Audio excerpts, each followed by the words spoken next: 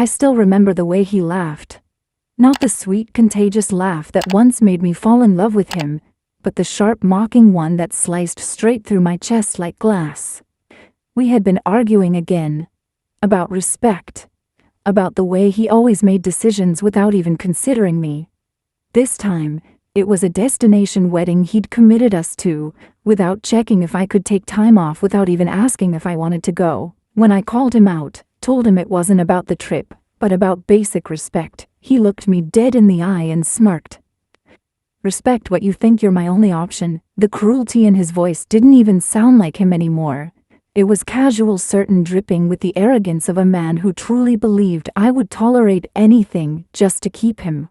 And in that moment, something in me snapped. I didn't scream. I didn't beg. I just stood there numb, feeling like the air had been sucked out of the room. Then, in a voice that didn't sound like mine, I said, "Definitely not." He thought he had broken me with those words, but he had no idea what he had just unleashed. I'm 30 years old, and until that night, I thought I knew myself. I thought loyalty meant endurance, that love meant forgiveness, that silence was strength. I thought if I kept swallowing the little cuts, the disrespect, the casual cruelty, that somehow the bigger picture of us would stay intact. I thought patience would protect the relationship. But I was wrong. Patience only taught him that he could push me further, cross every boundary, and I would stay. For 3 years, I had been covering most of our life together. Rent, groceries, utilities, even his gym membership. I had a stable job, a career I had worked hard for, while his income barely scraped by. And I never minded. I told myself I was investing in our future, that we were a team, that when he finally found his footing, it would all balance out. But deep down, I knew the scales had never been equal. And he made sure to remind me again and again that he had options. Instagram messages from guys at the gym, texts from old flings, bartenders and strangers who couldn't stop staring at him. Always said with a smirk. Always said just loud enough to make me wonder if I wasn't enough. That night, after he walked out to meet a friend, I sat in our apartment. My apartment, technically, since almost everything in it had been paid for by me, and realized I was done. Not angry, not hysterical, just done. I didn't cry. I didn't throw things. I simply looked around at the furniture, the television, the coffee machine, the sheets on our bed, all mine. And I began to plan. By the next morning, I was in motion. Quietly, methodically, I started cutting him off from the life he thought was his birthright. The phone plan I had been paying for. Removed his line. The streaming services he spent hours on while I worked late nights, cancelled. The gym membership he loved for taking selfies more than workouts. Gone. And then I packed. Not his things, those I left exactly where they were, but mine. The television, the coffee maker, my clothes, my books, my personal treasures. Piece by piece, I erased myself from that space and moved everything into a friend's apartment. By Saturday, my side of the home was a ghost, and on the kitchen counter, I left a single note. "You're right. You have plenty of options. Rent's due on the 1st, $1.850. Utilities not included. Good luck." I wish I could say I felt triumph in that moment, but what I really felt was empty, like I had poured years of myself into a black hole, only to discover it could never be filled. Still, that emptiness carried a strange kind of relief, because for the first time in years, I wasn't bending myself into silence. I wasn't shrinking. I was free. Of course, freedom doesn't come without consequences. By Saturday evening, the messages started. First, playful. Very funny with Netflix. Put it back on. Then frustrated. Why isn't my phone working? Then desperate. Where are you? The TV is gone. WTF. By Sunday morning, he was calling from borrowed phones, his voice rising frantic. You can't just leave. You can't do this to me. But I could. And I did. I thought he would crumble without me. I thought the reality check would finally show him the cost of his arrogance. But I underestimated him. Because instead of taking accountability, he decided to burn the ground beneath us both. The fallout came faster than I expected. By Monday morning, my phone was buzzing non-stop, not with apologies but with venom. His words bled through every message. You're heartless. You abandoned me. After everything I did for you. The irony almost made me laugh if it hadn't cut so deep. Abandoned him. I had carried him for years. I had built our entire life on my back while he smirked, collecting options like trophies. But the real sting came when the number on my screen wasn't his, it was his mother's. At first her voice was soft, almost kind. He's hurting, sweetheart. He didn't mean it. You know how sensitive he is. Sensitive. That word again. The same excuse I'd heard 1,000 times. But before I could even respond, her tone sharpened. You can't just walk out after 3 years. You owe him more than that. Owe him. As if the rent I paid, the bills I covered, the years of emotional labor weren't already a debt I could never recover. As if respect once broken could be repaired by guilt. I didn't answer her. I just hung up.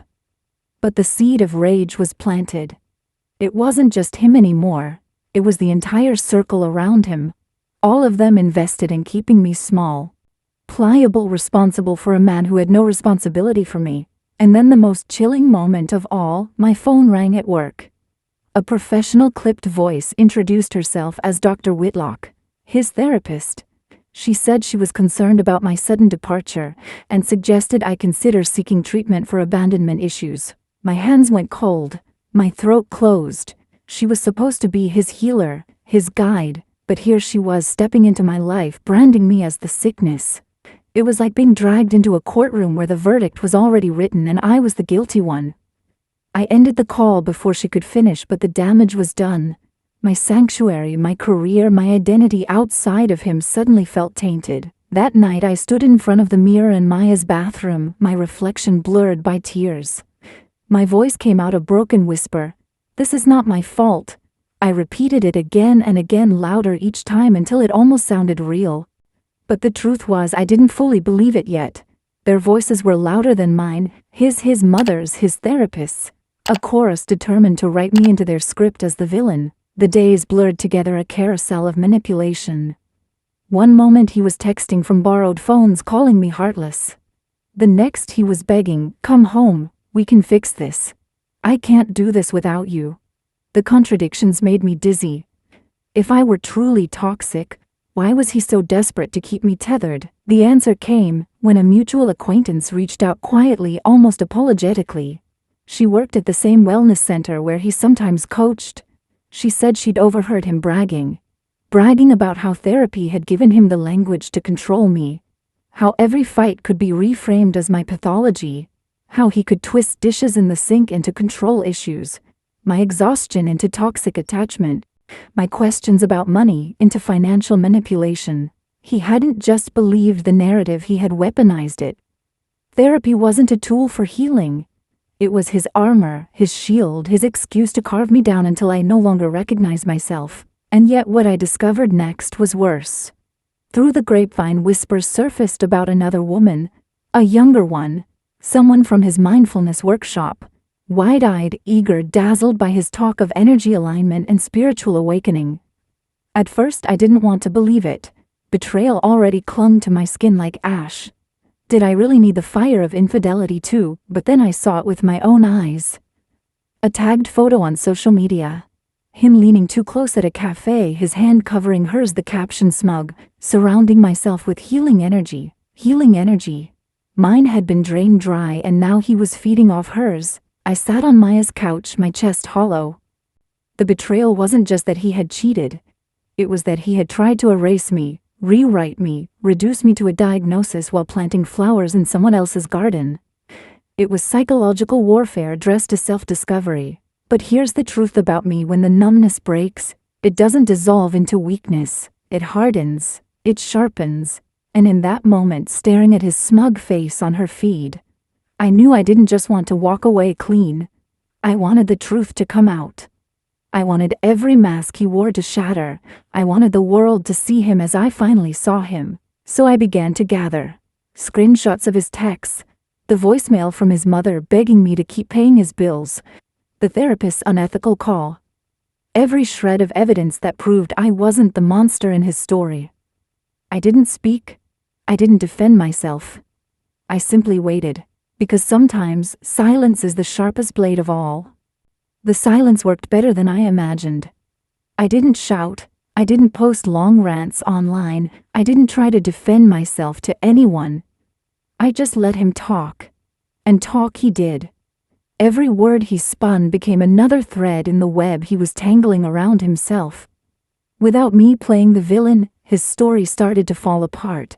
But I wasn't passive. Behind the curtain of quiet, I was meticulous. I collected everything. Every desperate text from a new number. Every voicemail from his mother dripping with guilt. Every subtle threat from the therapist's office. I even saved screenshots of the social media posts where he posed with his new healing energy. Not because I wanted to humiliate him, but because I knew deep down that this wasn't going to end clean. And I was right. The first real crack in his facade came when I received a message from a woman I didn't know. Her name was Alana. Her words were hesitant, apologetic. She said she had been attending the same mindfulness workshop, and he had spoken to her about me. He called me toxic, unstable, the reason he couldn't breathe. At first, she believed him. She pitied him.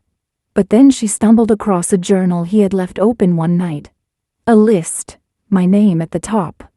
Underneath it, bullet points of every fear, every insecurity I had ever confessed in our most vulnerable moments. And beneath my name there were others. Her voice in the message trembled, as she admitted she had found at least 3 women's names on that list, each with their weaknesses catalogued, each turned into ammunition. I think he does this to people, she wrote. I think he studies us, and then he destroys us. My blood ran cold as I read her words. It wasn't just me. I wasn't crazy. I wasn't overreacting. I wasn't the source of his anxiety. I was simply the latest subject in his twisted experiment. That night I couldn't sleep. I lay awake staring at the ceiling, the truth heavy in my chest. He didn't love me. He never had. He loved control. He loved the game of bending women until we broke, then painting us as unstable so he could emerge as the survivor. He had been doing it for years, long before me, and likely long after, unless I found a way to stop him. The rage that rose inside me was clean, bright, and terrifying. For the first time, I didn't want him back. I didn't even want him to acknowledge my pain. I wanted him exposed. So I pulled the trigger. I compiled the file I'd been building in silence, texts, voicemails, the therapist's call, Alana's message, even the photo of him with his new lover. I didn't post it online, not yet. I sent it directly to the wellness center where he worked. I sent it to the clinic that employed his therapist. And finally, I sent it to a handful of people we both knew.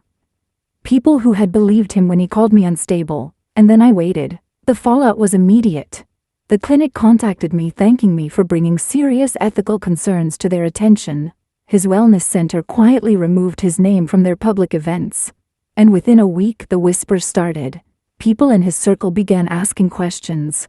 Friends who had once looked at me with suspicion now sent tentative messages. I'm so sorry, Elena, we didn't know. But the most shocking message came from the woman he had replaced me with. The one in the cafe photo. Her message was simple, devastating. I found the same lists. I can't believe I thought he loved me. It was like a mirror, cracking shards of recognition slicing through me. We weren't enemies.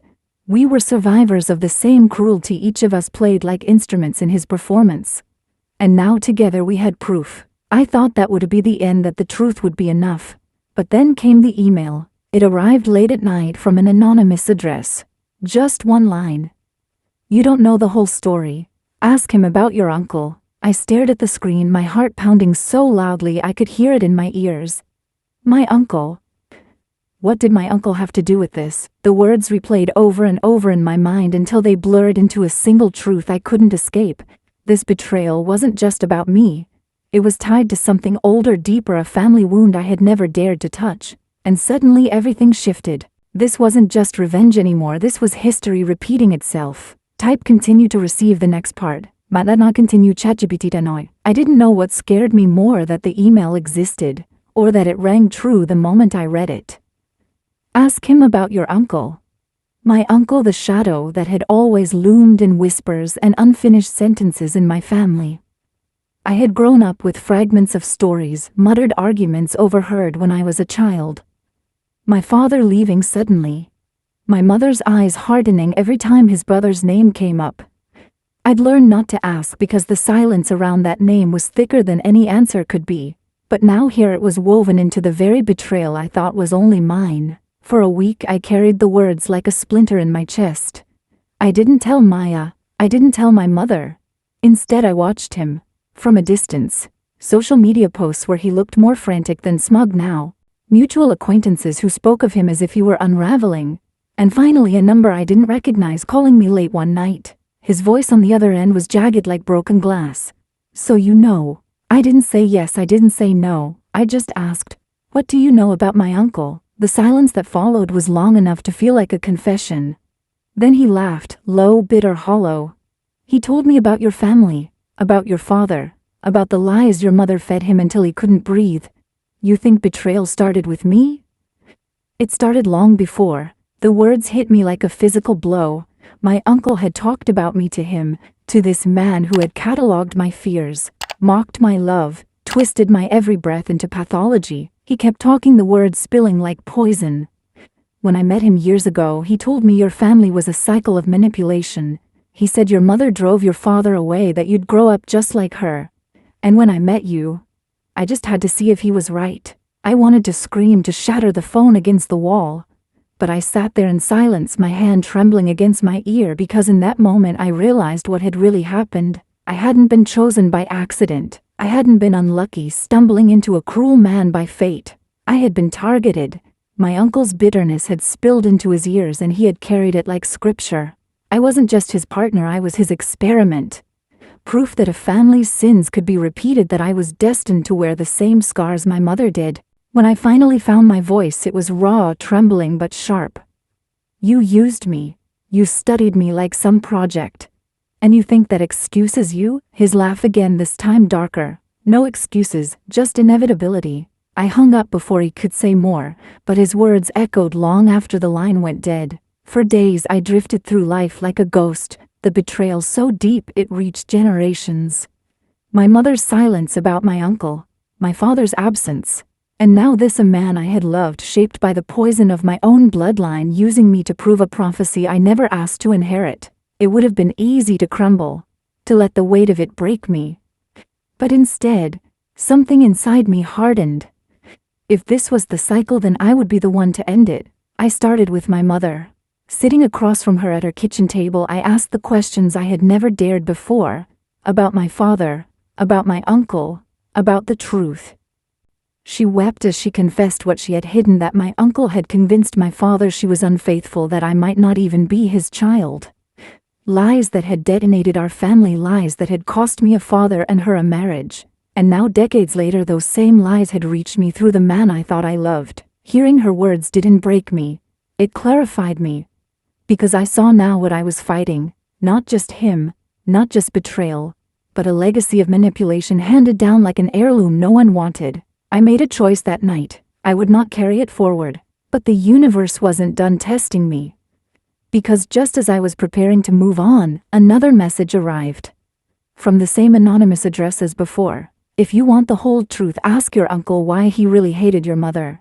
It wasn't jealousy, it was revenge." The ground shifted beneath me again. Revenge for what? And suddenly, I knew this story wasn't finished.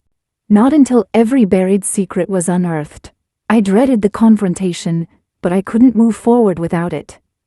If betrayal was my inheritance, then I needed to face the man who first planted it. My uncle. The man who had poisoned my father's love, who had whispered lies into my ex's ear, turning my life into his playground. I called him. My hands shook as I held the phone, but my voice came out steady.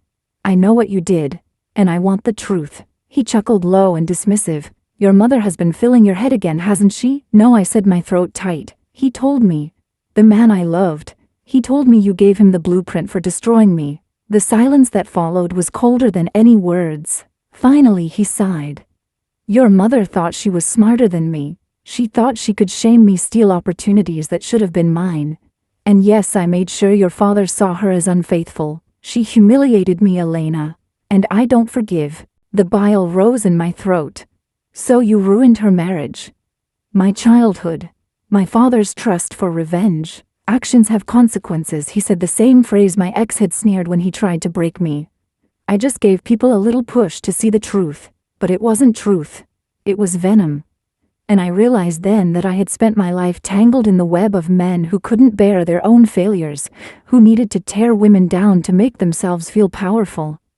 My uncle, my ex, even my father who had believed the lies without fighting for me. The rage in me wasn't fiery anymore. It was cool, controlled, sharp as steel, and I knew exactly what to do. I documented everything. My uncle's admission on a recorded call, the file I had built on my ex, the testimonies from the women he had hurt before me. I laid it all out, not in anger but in clarity. And then with my mother's blessing I sent it to my father. 2 weeks later he called me. His voice cracked with shame. Elena, I should have never left. I believed the wrong man. I let his poison define you, define us. I am so sorry. Tears slid down my face, not of grief this time but of release, because at last the silence had been broken. The truth had come to light. As for my ex, the walls kept closing in. His therapist lost her license. The wellness center severed ties. The women he manipulated banded together, and suddenly his name was associated not with healing energy, but with exploitation. And without me funding his lifestyle, without anyone left to play his game, he collapsed into the one thing he feared most: irrelevance. My uncle too was exposed within the family. The whispers turned into open condemnation. The man who once thrived on secrets now had nowhere to hide. And though he would never admit guilt, the truth was carved into the air around him, undeniable. And me, for the first time I felt free. I wasn't the problem. I wasn't the source of anyone's chaos. I wasn't the legacy of betrayal they tried to brand me with. I was the one who ended it. The one who stood in the ashes and refused to pass the torch of poison to another generation. Looking back now, I understand something I couldn't see in the middle of it. Betrayal doesn't define you, it reveals them. It shows you the rot in their hearts, the fear in their bones, the lies they cling to. And once you see it, you can never unsee it. So, if you are listening to this, if you are carrying wounds like mine, know this: you are not the sum of their cruelty, you are not their scapegoat, their project, their revenge. You are your own. And walking away is not weakness, it is the most powerful revenge of all. If my story resonated with you, please take a moment to like this video, share it with someone who needs to hear it, and subscribe for more stories like mine. And if you've ever broken free from betrayal, leave a comment below. I'd love to hear how you rose from your own ashes.